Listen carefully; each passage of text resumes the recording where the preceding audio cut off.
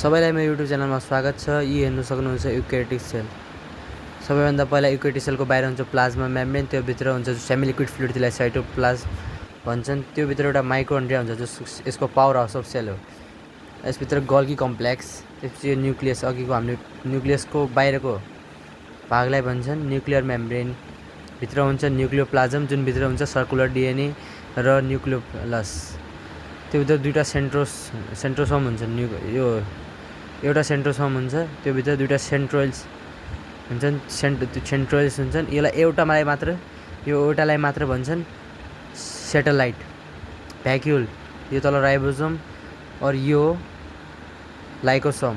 यता माथि smooth endoplasmic reticulum, rough endoplasmic. Smooth भन्नाले त्यो राइबोसोम नभएको, रफ भनेको राइबोसोम भएको। जुन प्लाज्मिक रेटिकुलममा जस्तै यहाँ सक्नुहुन्छ, म यसको डेफिनेसन लेखेको छु। The cell which consist of true nucleus is called eukaryotic cell. जुन न्युक्लियसमा ट्रु न्युक्लियस हुन्छ, ट्रु न्युक्लियस भनेको के हो? Nuclear membrane. जुन न्युक्लियसमा nuclear membrane, chromatin network, nucleolus, nucleoplasm के हुन्छ, त्यसलाई भन्छन् ट्रु न्युक्लियस। जुन अर्गानिजममा युकेरियोटिक सेल हुन्छ त्यसलाई भन्छन् युकेरियोट्स। यो हुन्छ ह्युमन, एनिमल, प्लान्ट्समा। यसको सबैभन्दा outermost layer consist of a cell wall. यसको सबैभन्दा बाहिरको भाग प्लान्ट सेलमा सेल वाल हुन्छ र एनिमल सेलमा प्लाज्मा मेम्ब्रेन हुन्छ। इनसाइड द प्लाज्मा मेम्ब्रेनभित्र सेमी लिक्विड फ्लुइड हुन्छ। मैले अघि भनिसकेको छु। त्यो भित्र semi liquid fluid cytoplasm which consist mitochondria, गल्गी complex, centrosome, vacuole, ribosome, lysosome, endoplasmic reticulum. साइटोप्लाज्मभित्र के पर्छन् भनेपछि हामीले भन्न सक्छौँ माइटोकन्ड्रिया हुन्छ, Golgi complex, centrosome, vacuole, ribosome, lysosome, endoplasmic reticulum. The nucleus of an eukaryotic cell consist of nuclear membrane, nucleolus and chromatin network.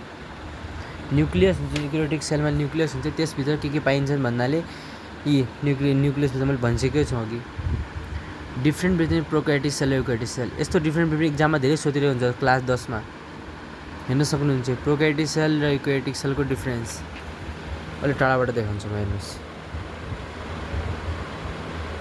Prokaryotic sale भने के हो? The cell which lack of true nucleus. यस्तै यो भने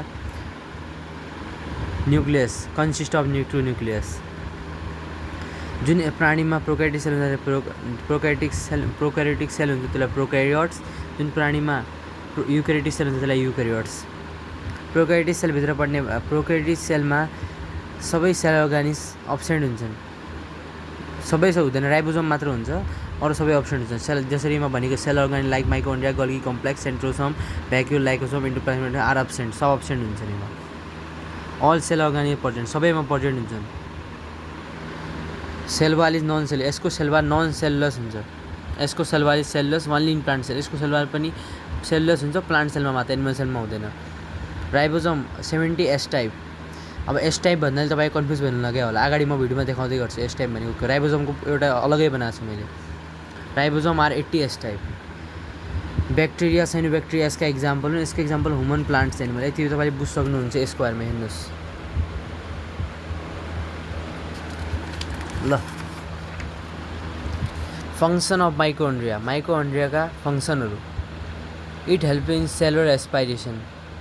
यसले cellular एस्पाइरेसनमा मद्दत गर्छ। It help in the formation of yolk during the development of ovum. ओभमको विकासतिर यल्कको फर्मेसन गर्छ। It help in the formation during the development of ovum. दुईवटै लेखेको छु, यो पोइन्ट अलिकति त्यस्तै भएको छ। It help in the formation of middle piece of sperm during spermatogenesis. It help in the storage and release of calcium store र release गर्नमा हेल्प गर्छ। It help in the synthesis of protein.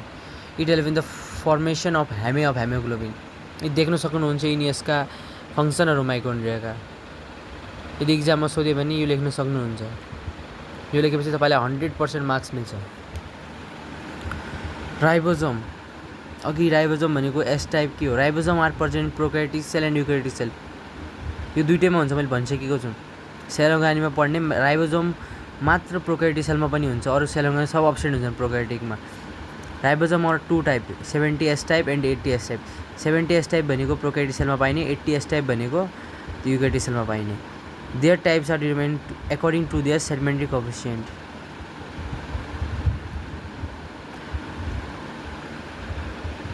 The letter S refers to the subverse unit. 70S ribosome.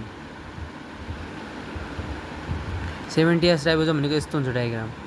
यो 30S र 50S.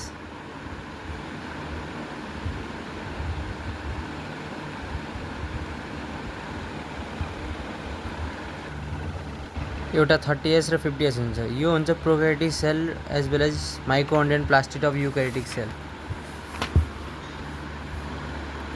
It's sedimentary coefficient is 70. S पनि लेख्न सक्नुहुन्छ अगाडि. It consist of 2 subunit namely larger 50S and smaller 30S. ठुलोवाला यो 50S हुन्छ, स्मलवाला 30S हुन्छ. 80S राइबोसोम यस्तो हुन्छ. एउटा 40S एउटा 60S. एउटा सानोवाला 10 एउटा 40 हुन्छ, यसको आधा एउटा 40 हुन्छ, यसको एउटा 10 थपेर 50-60 भयो, 20 थपेर. It is present in eukaryotic cell. यो यूकैरियोटिक सेलमा हुन्छ. It's sedimentary coefficient is 80. It consist of 2 subunit namely larger 60 and smaller 40. It help in synthesis of protein. यो सिन्थेसिस अफ प्रोटिनमा हेल्प गर्छ. It temporary stored protein. यो temporary यो पुरै नभएर एउटा टेम्पोररी भन्नाले बुझिहाल्नु भयो तपाईँहरूले.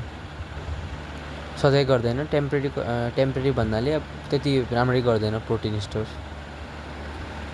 सधैँको लागि गर्दैन. इन्डोप्लाज्मिक रेटिकुलम जुन मैले अघि भनेको थिएँ, एउटा रफ इन्डोप्लाज्मिक हुन्छ, एउटा स्मुथ इन्डोप्लाज्मिक रेटिकुलम भने it is absent in prokaryotic cell as well as eukaryotic cell except matured membrane RBC and germinal cell. भने के हो? Reproductive cell. जर्मिनल सेल भने रिप्रोडक्टिभ सेल हो. It is absent in prokaryotic cell. यो absent हुन्छ prokaryotic सेलमा. यो present हुन्छ eukaryotic cell except it occurs in 3 morphological forms namely cisternae, vesicle and tubules. Cisternae भने यस्तो डायग्राम हुन्छ. सिस्टर्नी अरू वेसिकलको डायग्राम. सिस्टर्नी भयो, वेसिकलको डायग्राम हेर्नुभयो तपाईँहरूले. यो कस्तो छ? Long elongated. और के छ? Oval shaped. और यो ट्युबस. ट्युबस भने ट्युब जस्तै छ हेर्नु. Cisternae they elongated unbranched and saccular. Cisternae they are elongated unbranched and sac like a parallel bundle. They may or may not contain ribosome in their outer membrane. यो elongated हुन्छ, unbranched and sac like and in a parallel bundle. They may or may not contain ribosome in their outer. Ribosome outer मेम्ब्रेनमा हुन्छ पनि हुँदैन पनि. हेर्नु एउटा चित्रमा यो यता राइबोसोम छ, यसमा छैन. यही भन्नु खोजे. तल्लोमा पनि वेसिकल्स दे आर राउन्डेड और ओभल सेप्ड. यो राउन्ड हुन्छ, ओभल सेप हुन्छ. यो राउन्ड चितो म देखाउँछु लास्टमा. They may or may not contain ribosome in their outer membrane. त्यो राइबोसोम आउटर मेम्ब्रेनमा हुन्छ पनि र कुनैमा हुँदैन पनि. ओभल सेप छ. यता के छ?